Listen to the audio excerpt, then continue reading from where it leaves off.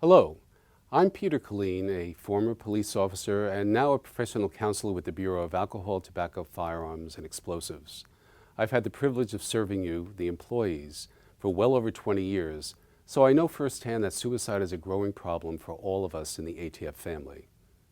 Suicide is a difficult subject to talk about, but it's one we need to bring into the light of day so that we can begin to understand that suicide is not about wanting to die, but about wanting to end unbearable emotional pain and suffering. As you will see in this video, suicide is a universal problem. It touches people from all walks of life, even the ones who appear to be happy and have it all together. Its impact on the ones left behind is devastating. Our hope is that this video will inspire you to help someone who might be struggling with the thoughts of taking their life, and that your support may just be the one thing that could get them off the path of this devastating act. If you yourself are having thoughts of suicide, we want you to believe that things will get better. Remember that suicide is a permanent solution to a temporary problem. Please know that there are people who care and who want to help you. It's really about people helping people. Together, I hope we can inspire a brighter future so that everyone will believe that tomorrow will come.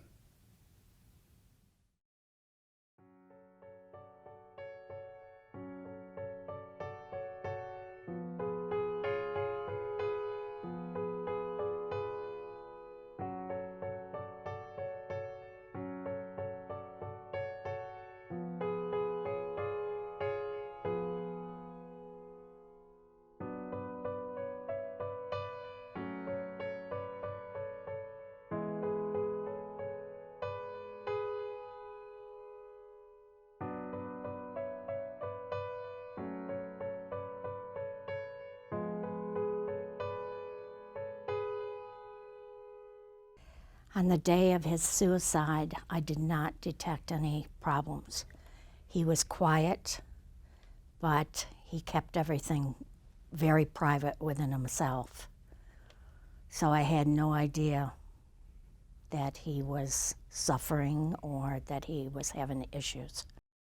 At an early age of 11, he was very career path orientated and planned out his life, so to speak, and he accomplished everything he wanted to. He wanted to be a part of the ATF at that age, and he was very proud to be a part of the ATF. On the day of the suicide, I did not see him. I spent time with him Friday, Saturday, and Sunday, and again, as I said, he was very quiet and very private. Of course, he never wanted to upset me or alarm me, and he always wanted to protect me, so I feel that I couldn't ask him any questions, that if he was willing, he would come to me with any problems and discuss it with me. I just believe that in order to help people that are struggling with issues or that need help in some way, that people have to listen to them. I think it's very important to communicate and to talk, and many people feel that they can't do that, you know, because either they're ashamed or they just don't want to admit that they need help.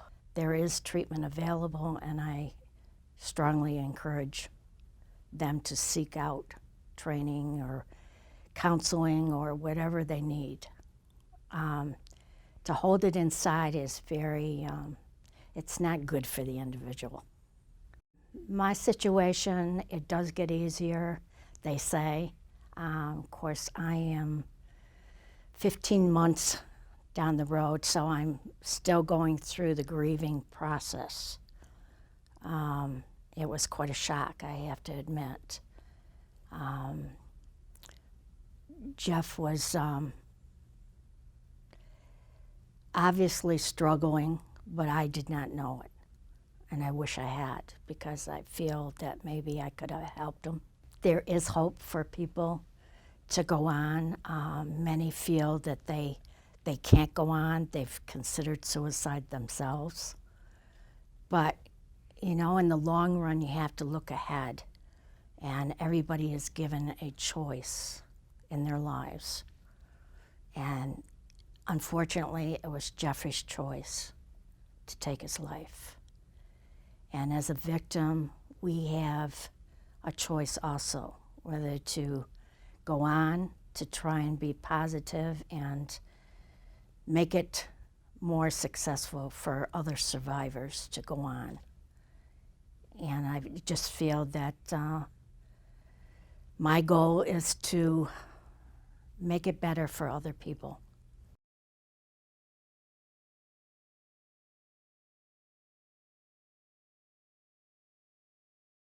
I would describe Kevin as, and the ultimate compliment that you could pay to anyone is to be able to say that you wouldn't mind your son, him being your son, or you wouldn't mind your son being like him. Was Kevin having difficulty? Kevin was one of the strongest individuals I knew. He was the type of individual that when you were going through something and you said, you know, Kevin, you know, my boss or this or that or stuff at home, he's like, dude, that's like, why are you worried about that? That's like water off a duck's back, man. He says, you know, you got too much going for you to worry about those small things in life. And he always had an answer. Always had an answer. And, you know, it appeared that nothing bothered him. And, you know, since that time, the things that really bother me is what did I miss? The one thing that Kevin's untimely death brought to me is that I will never just read a book just by the cover. I'll ask questions and try to get more information from the people who are in my inner circle, and Kevin was in my inner circle. The one thing that I would like to impart on people, and even someone that's even considering it, the act of taking one's own life, is that will never make it better. Because one of the questions that I continue to, you know, if I ever had an opportunity to talk to Kevin, and I know that that's not possible, but the question I would ask him is, how is life better now? It's been some time and people still, the impact that Kevin's life has had on all of us here at ATF, it's been some time, and still people today cannot believe that Kevin's not with us. If somebody doesn't want you to see something, you won't see it. Because they know what they're hiding, and you'll never know it. And we can't blame ourselves for Kevin's actions. We all have to be responsible for our own actions. When you were touched by Kevin, you were touched. And I can guarantee you this, that there's nobody here that has forgotten him. The statement, gone but never forgotten, applies to Kevin, because he will never, ever be forgotten.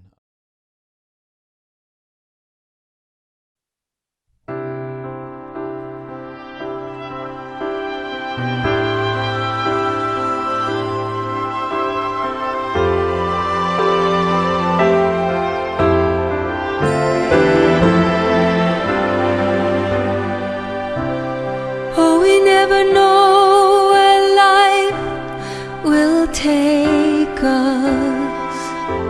I know it's just a ride on the wheel, and we never know when death will shake us, and we wonder how it will feel. So goodbye, my friend. I know I'll never see you again, but the time together through all the years will take away these tears. It's okay now.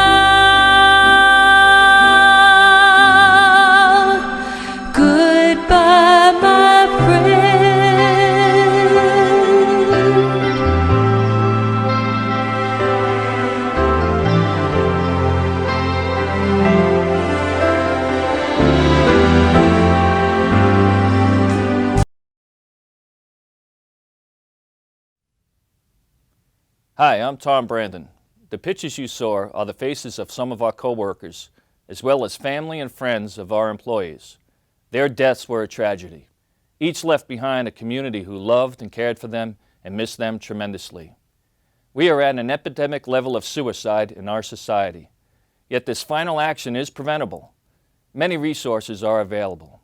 You can get help for a family member, your friend, your coworker, or for yourself from a trusted professional. It is as close as your phone or computer. Suicide is never the answer. I urge you to take that step toward help for yourself or for others. Thank you.